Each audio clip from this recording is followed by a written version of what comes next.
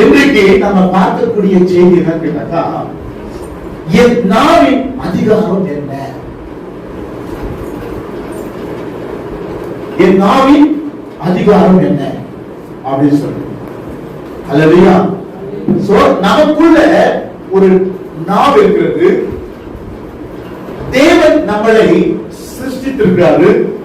யாரை போல சிருஷ்டித்திருக்கிறாரு? வானத்தையும் பூமியும் சமுத்திரத்தையும் உண்டாக்கின சர்வ வல்லமையுள்ள தேவன், நம்மை சிருஷ்டித்த தேவன், அவரை போலவே சிருஷ்டித்த தேவன், அவருடைய ஒரு அவருக்குள்ள இருக்கிற ஒரு பாகத்தை நமக்குள்ள வைத்திருக்கார். அவருக்குள்ள இருக்கிற எல்லாமே இருக்கிற கண்கள் இருந்து எல்லா உறுப்புகளும் யாருக்கு சொந்தமானதுன்னா இயேசு கிறிஸ்துவுக்கு சொந்தமானது. அவருடைய சாயலா இருக்கிறோம். என் தேவ பிள்ளைகளே, நம்முடைய ஆவிக்குரிய ஜீவத்துல நமக்கு ஆரோக்கியமா இருக்க வேண்டும் என்றால், நாம பரிசுத்தமா இருக்க வேண்டும் என்றால், நம்ம மேல தீர்ப்பில்லாம இருக்க வேண்டும் என்றால், நாம நித்தியத்துக்கு போக வேண்டும் என்றால்,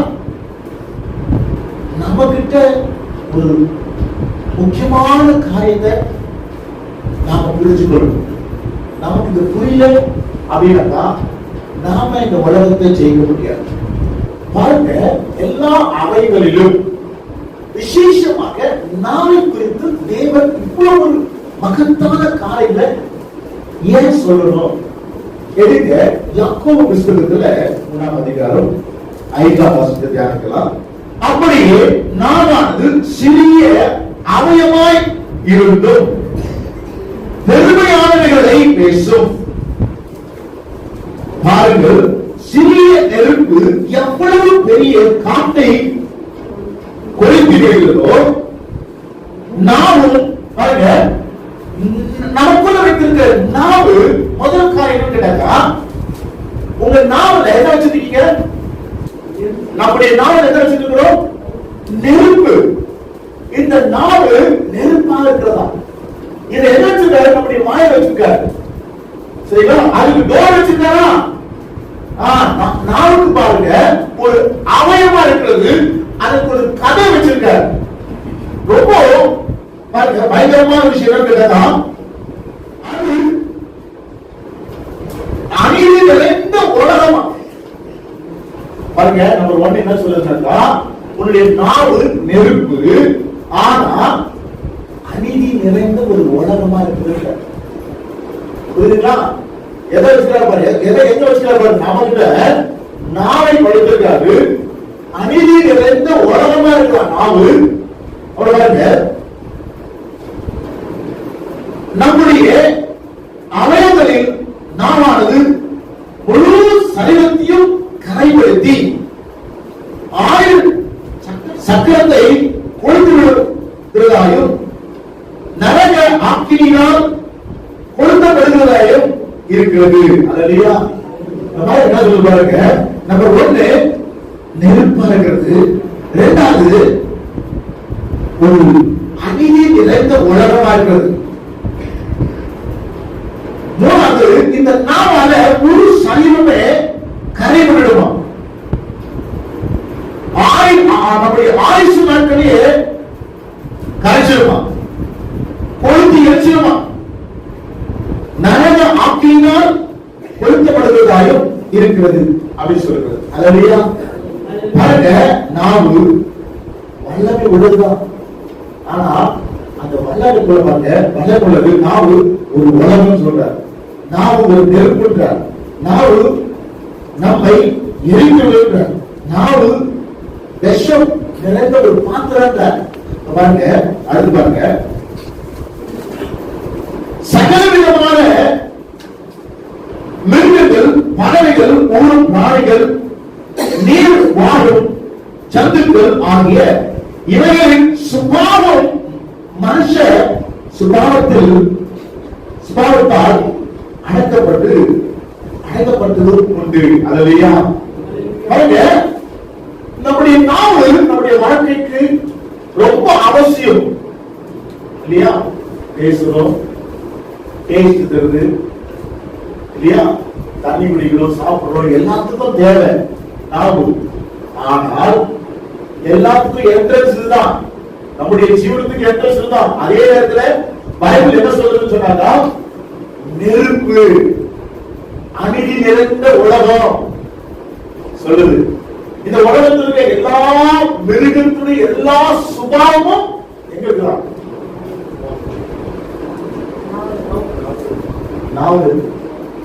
நீதிமொழிகள் 18:21 சொல்லுகிறது, death and life, it is the power of tongue. மரணமும் ஜீவனமும் நாவின் அதிகாரத்தில் இருக்கிறது. அல்லேலூயா. அப்போ நம்முடைய ஆவிக்குரிய ஜீவிதத்துல, இந்த கிறிஸ்தவ வாழ்க்கையில, ஆவிக்குரிய ஜீவிதத்துல நாம ரொம்பவே ஜாக்கிரதையா இருக்கக்கூடிய ஒரு ஆவியும் நம்ம கிட்ட இருக்கு.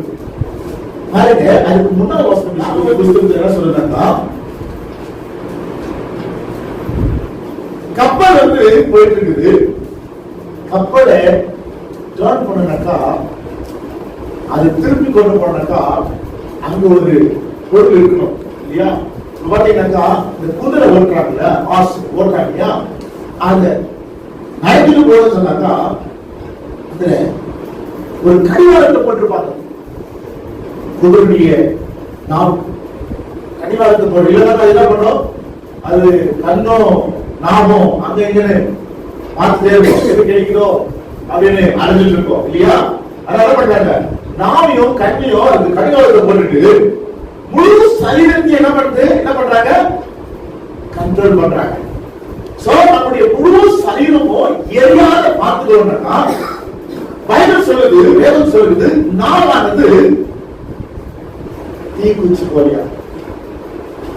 ஒரு தீக்குச்சி என்ன பண்ணும், ஒரே ஒரு தீக்குச்சி காத்தியை கொடுக்கலாம்.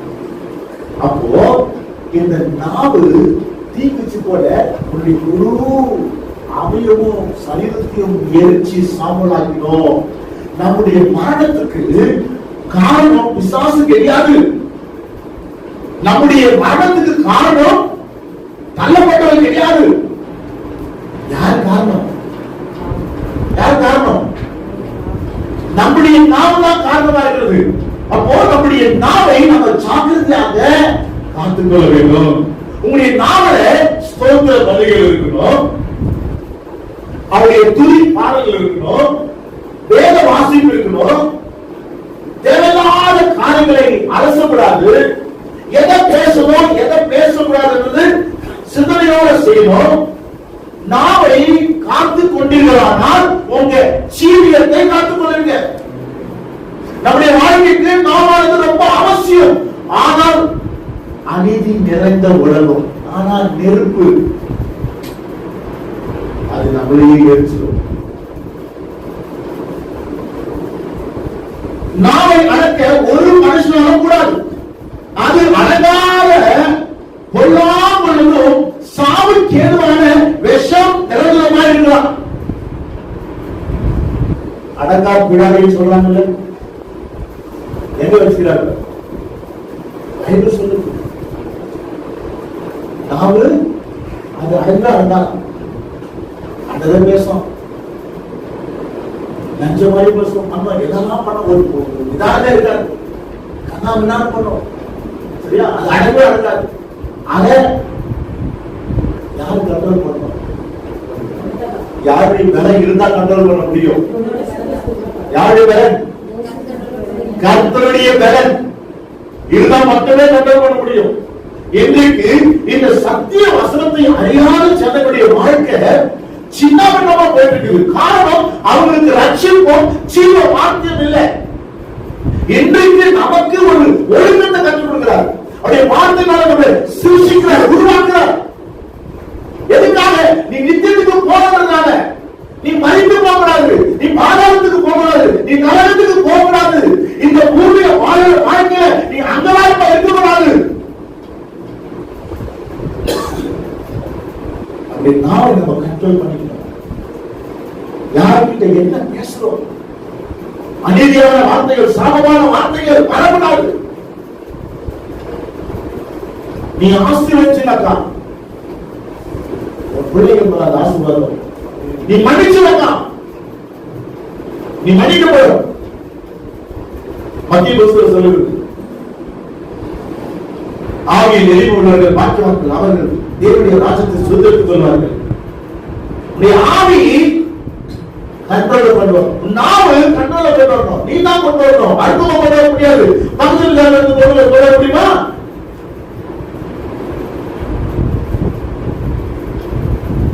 பாருங்க,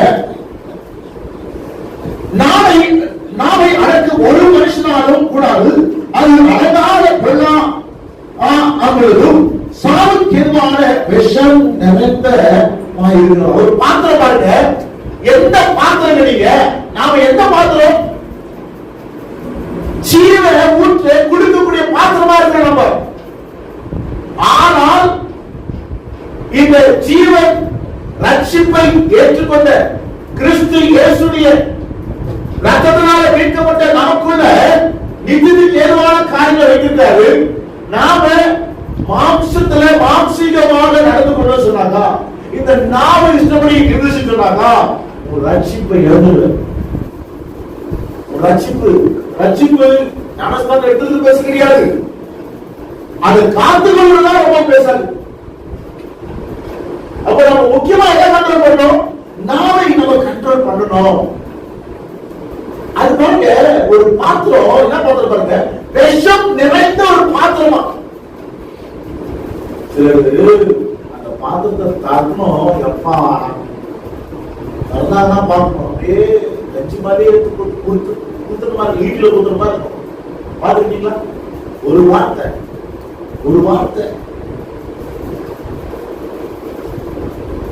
சொல்ற, இது நமக்கு தேவை. ஏன் கண்ட்ரோல் பண்ணிக்கணும்? எதை பேசணுமோ அது பேசணும், எதை பேசணும் அதை பேசாம. உங்களுடைய நாவல பட்டியம் வச்சிருக்காரு, இருப்புறமும் கருப்புல பட்டியம். உன் நாவல வார்த்தைகளை வச்சிருக்காரு. நீ சொன்னா நடக்கிற காரணம் கிறிஸ்து இயேசுடைய சாயல். ஆனா நீ பரிசுத்தமா இல்லைனாங்க என்ன நடக்கும்? நீ சும்மா தான் சொல்லிக்கணும். நான் சொன்னதால் நடந்துச்சு சொல்லிட்டு இருக்கணும், அவ்வளவுதான். பாவம், அவங்க கண்ணீர்னால நடந்திருக்காரு, அவங்க துக்கத்தினால நடந்திருக்கும். நமக்குள்ள சுத்தம் இல்லைன்னு சொன்னாக்கா, இன்னைக்கு பாருங்க, ஒரு பெரிய மீட்டிங்ல வந்து ஜோம் பண்ணிட்டு இருக்காங்க, பேருங்க சொல்லி ஜோம் பண்ணிட்டு இருக்காங்க. ஐயா டிஜேஸ் ஐயா வந்து ஜோம் பண்ணும்போது எத்தனையோ ஆயிரக்கணக்கான ஜனங்க இருக்கிறாங்க. ஆனா சிலருக்கு மாத்திரம் தான் அற்புதம் நடக்குது இல்ல. ஏன்? அங்க இருக்கிற கண்ணீர், தாகத்தோட, கண்ணீரோட, துக்கத்தோட மனசு ஒப்படைச்சிருக்காங்க தெரியுமா? உன் இருதயத்தை ஆராய்ந்து பார்க்கிற ஜீவன தேவை. அவங்களுடைய கண்ணீர்னால ஆண்டவர் சுகத்தை கொடுக்கிறார், உனக்காக ஒரு கருவியை வைக்கிறார். ஆனால் உன்னுடைய மனசு எப்படிங்குது, உன் நாள் எப்படிங்குது? மனம் மாறுமா? நம்முடைய வாயில அறிக்கையிடுமா? மன்னிப்பு கேட்கிறோமா? சோதனை பள்ளிகளை ஏறுகிறோமா? இனிமே சோதனை பள்ளிகளை ஏறுங்க. ஏன்னாக்கா இந்த நாவடி இப்படியா உண்டு வச்சுக்கோ, அப்புறம் கனவெல்லாம் பேசிட்டோம். ஏதாவது வேலை செய்யறீங்களா? சோதனை பண்ணிட்டே இருக்க. கிச்சன்ல வேலை செய்யறீங்களா? சோதனை பண்ணுங்க. டிராவல் பண்றீங்களா? சோதனை பண்ணுங்க. மாட்டி கேளுங்க. காயில பண்ணுங்க. பிசினஸ் பண்றீங்களா? சோதனை பண்ணுங்க. எப்பெல்லாம் நேரம் கிடைக்குதோ, இது உனக்கும் தெய்வத்துக்கு இருக்கிற சம்பந்தம், ரிலேஷன்ஷிப்.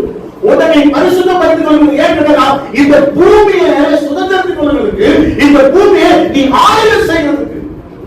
அல்லேலூயா. நீங்கள் தாங்க சொன்னால் உன் நாவு பரிசுத்தம் ஆக ஆக ஆக ஆக வந்து எலியா தீர்க்கதரிசி வானத்திலிருந்து அக்கினியை வர வச்சாரு. வந்தது, எழுந்தது, மழையை வர வச்சார், நடந்தது. யோசுவா சூரியனை 12 மணி நேரம் நிக்க வச்சார், நின்றது. யாரு இதெல்லாம் பண்ண முடியும்?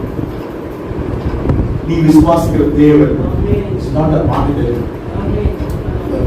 சாதாரணமாக அல்ல, மகத்துவமாக அவர் ஜீவனுள்ளவர். இன்றைக்கும் உங்களை கொண்டு இந்த உலகத்தை, இந்த தேசத்தை ஆளுகை செய்வார் என்றார். ஆளுகை செய்வதற்காக பிறந்திருக்கிறீர்கள். சும்மா அதிபத்தனமா இருக்கிறது இல்ல. ஒரு வீட்டை ஆளுகை செய்வதற்காக அல்ல, மனைவி மாணவர்களையோ கணவன்மார்கள் ஆளுகை செய்வதற்காக அல்ல, இந்த உலகத்தை ஆளுகை செய்வதற்காக அவருடைய விளையாட்டு ரத்தத்தினால உன்னை சுத்திகரித்து உன்னை பரிசுத்தமாக்கி அவருடைய வார்த்தையினால அவருடைய இருப்புறவும் கருப்புள்ள பட்டயமாகிற வார்த்தையினால உன்னை சிருஷ்டிக்கிறார், உன்னை உருவாக்குறார்.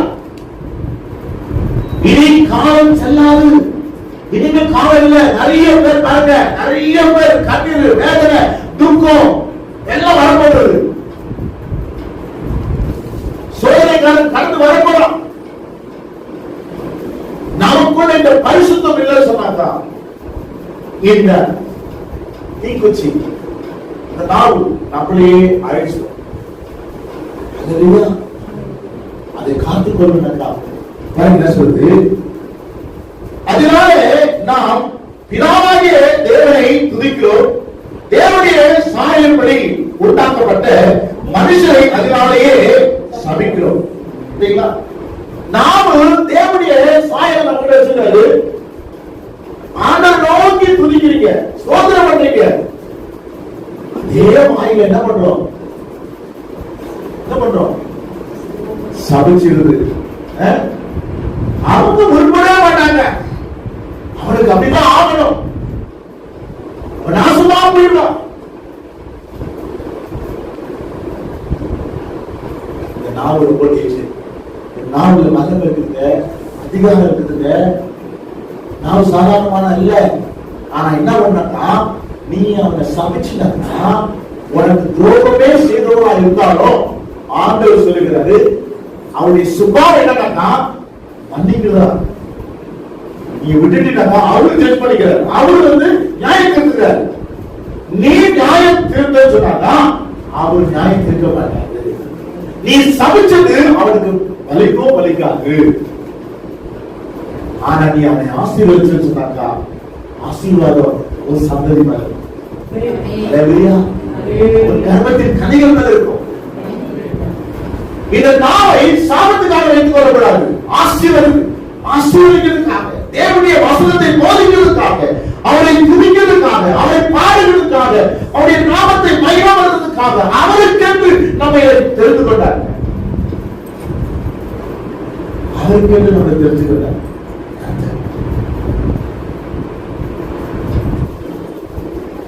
துதித்தலும் சபித்தலும் ஒரே வாயிலிருந்து புறப்படுகிறது.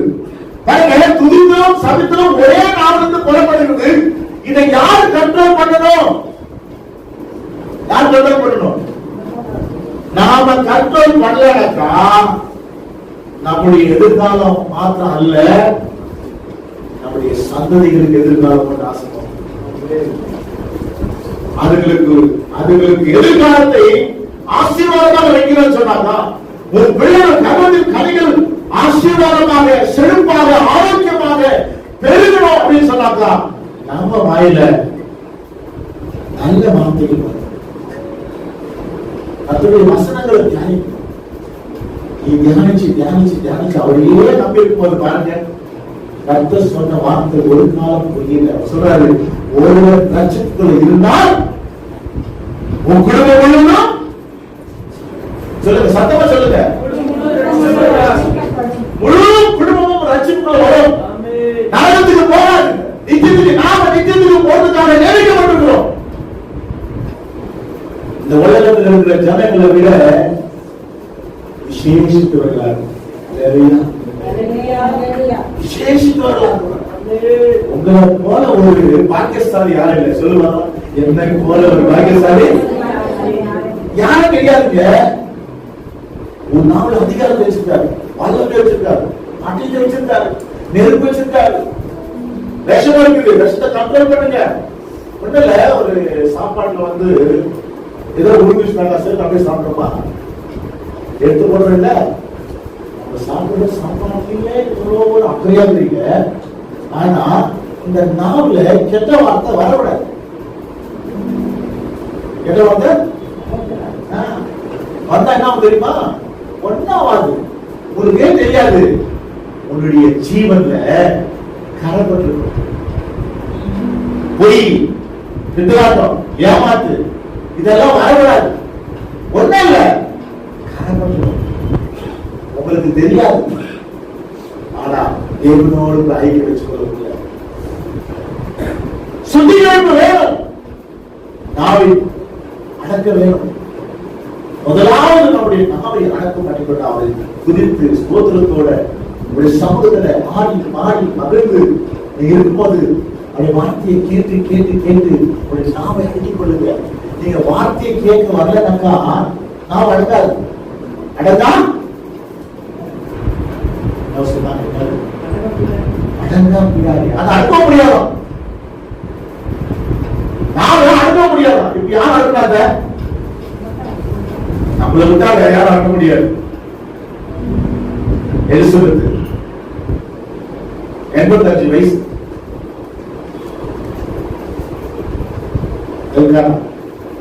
ஹெல்கானா வந்து இழப்போம், குழந்தை இல்லை. 85 வயசு வரைக்கும் குழந்தை இல்லை. ஆண்டு வந்து குழந்தை அவரு ஆசாரி இந்த குழந்தைய கொடுக்கும்போது சொல்றாரு, தூதர் வந்து நிற்கிறார் சபைக்குள்ள. தூதர் சொல்றாரு, ஆண் குழந்தை பிறக்கும், அந்த குழந்தைக்கு வந்து யோவானுக்கு பேரு என்று சொல்றாரு. உடனே அவன் நாம சும்மா இருந்தா பாருங்க, அமைதியா ஆமாமா தூதர் சொல்றாரு, ஆமாவா சரிங்க கேட்டுட்டு சொல்லணும். அது எப்படி நான் நம்புறது? 85 வயசு ஆயிடுச்சு அவன் ஒய்ஃபுக்கு. அப்படின்ட்டு மாம்சீகமா ஒரே ஒரு வார்த்தை, நான் எப்படி நம்புறது? நீ நம்ப மாட்டப்பா அப்படின்னு சொல்லி என்ன பண்ண தெரியுமா? நீ நாவு அடங்காது, நீ நாவ அடக்க மாட்ட. அதனால என்ன பண்ணாரு, குழந்தை பிறந்த வரைக்கும் நாவ அடிக்கிறேன்னு சொல்லிட்டு ஓமை நாட்ட அந்த குழந்தை பிறந்த வரைக்கும் உண்மைதான் இல்லையா? நாம அடங்கிக் கொள்ளலக்கா தானா அடங்கிடுவேன். அதனால நாவல அதிகாரம் இருக்கு, நீங்க சொல்றது அப்படியே நடக்கும். ஆனா சுத்தம் இருக்குல்ல, சுத்தம் இல்லாத எப்படி அது இது இருந்தாக்கா எப்படி சபம் கேட்கணும்? எதுக்கு நமக்கு சபை? அதிகாரம் ஐஸ்வர்யமா இருக்குது.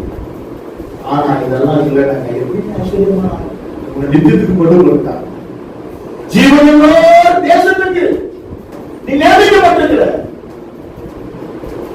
மாம்ச சிந்தனையோட உன் நாவல, உன்னுடைய முயற்சி, உன்னுடைய வழிகள், உன்னுடைய எல்லா யோசனைகளும் நடந்து கொண்டா யாருமே நஷ்டம் கிடையாது, நமக்கு தான் நஷ்டம். முடிஞ்ச அளவுக்கு நம்ம எதை வாங்கி அறிக்கையோ நம்முடைய நாவல வல்லமை இருக்குது, அதிகாரம் இருக்குது. நாம மத்தவங்கள எதை நீ ஆசீர்வதித்தாயானால் அது ஆசீர்வாதமா, நீ சபிச்சாயானால் சாபமா. யாரையாவது நீங்க சும்மா உங்க பிள்ளைங்களை மண்ணில் உங்க பிள்ளைங்களை கை வச்சு எப்படியா இருக்கட்டும் தாறுமாறா இருக்காங்களா, ஓகே, உன்னால சமாளிக்க முடியல. அட்லீஸ்ட் உனக்குள்ள ஒரு அதிகாரம் இருக்குது, உனக்குள்ள ஒரு தேவ பயம் இருக்குதுன்னு சொன்னாங்க, உனக்குள்ள ஒரு பரிசுத்தம் இருக்குதுன்னு சொன்னாங்க, அந்த பிள்ளைங்களை கையை வச்சு நீ ஜாப் பண்ணுங்க. மகன் நீ ஆசீர்வாதமா இருக்க, மகன் நீ ஆசீர்வாதமா இருக்க.